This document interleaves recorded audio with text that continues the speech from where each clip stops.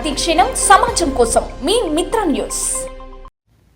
Hyderabad మియాపూర్లోని Mayur మార్గ్లో ACB అధికారులు దాడి జరిగింది. అనిషా అధికారులు తెలిపిన వివరాలు ఇలా ఉన్నాయి. సంగారెడ్డి CCSలో విధులు నిర్వహిస్తూ ప్రస్తుతం సస్పెన్షన్లో ఉన్న సాయి వెంకటకిషోర్ అమీన్పూర్లో ఉంటున్న స్థిరాస్తి వ్యాపారి రవిగౌడ్ను కొద్ది నెలల నుంచి డబ్బులు ఇవ్వాలంటూ బెదిరిస్తున్నారు. గతేడాది అతడిపై సంగారెడ్డి ఠాణాలో నమోదైన కేసులో పేరు తొలగిస్తానని, అందుకు బదులుగా 1.50 కోట్ల నగదు లేదా అమీన్పూర్లోని 2 ఫ్లాట్లు రాసివ్వాలంటూ డిమాండ్ చేశారు. కిషోర్ హెచ్చరికలకు భయపడిన రవిగౌడ్ 2 నెలల క్రితం 10 లక్షల రూపాయలు ఇచ్చారు.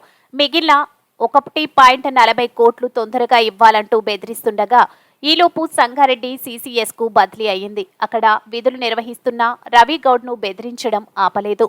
కొద్ది రోజుల క్రితం క్రమశిక్షణ చర్యల్లో భాగంగా కిషోర్ను సస్పెండ్ చేశారు.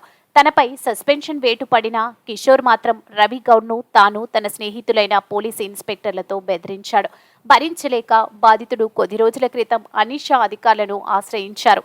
ఏసీబీ సిబ్బంది కిషోర్ను రెడ్ హ్యాండెడ్గా పట్టుకునేందుకు వ్యూహాన్ని సిద్ధం చేశారు. మియాపూర్లోని మయూర్ మార్గ్ వద్దకు బాధితుడిని తీసుకెళ్లారు. 5 లక్షల రూపాయలు ఇస్తాను రావాలు అంటూ ఫోన్ చేయించారు. కిషోర్ రాగానే రవిగౌడ్ 5 లక్షల రూపాయల నగదు ఇచ్చారు. కిషోర్ వాటిని లెక్క పెట్టుకుంటుండగా పట్టుకున్నారు. అనంతరం నాంపల్లిలోని ఏసీబీ ప్రత్యేక న్యాయస్థానంలో హాజరుపరిచారు.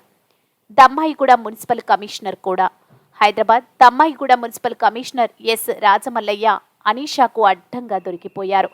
అనీషా డీఎస్పీ ఆనంద్ వివరాల ప్రకారం స్థానికంగా ఉండే విశ్రాంత ఏఎస్పీ సత్యనారాయణ, రామ్నగర్కు చెందిన ఎనిశెట్టి సుదర్శన్ మధ్య భూ వివాదం నడుస్తుంది. దీనిపై న్యాయస్థానం ఇంజెక్షన్ ఆర్డర్ ఇచ్చింది. ఈ వివాదంలో తనకు సహకరించాలని సుదర్శన్ మున్సిపల్ కమిషనర్ రాజమల్లయ్యను ఆశ్రయించాడు. అందుకు 50,000 రూపాయలు లంచం డిమాండ్ చేశారు. 15 రోజుల కిందట 20,000 రూపాయలు ఇచ్చాడు. మిగిలిన డబ్బులు ఇవ్వాలని కమిషనర్ వేధించడంతో బాధితుడు అనీషాను ఆశ్రయించాడు.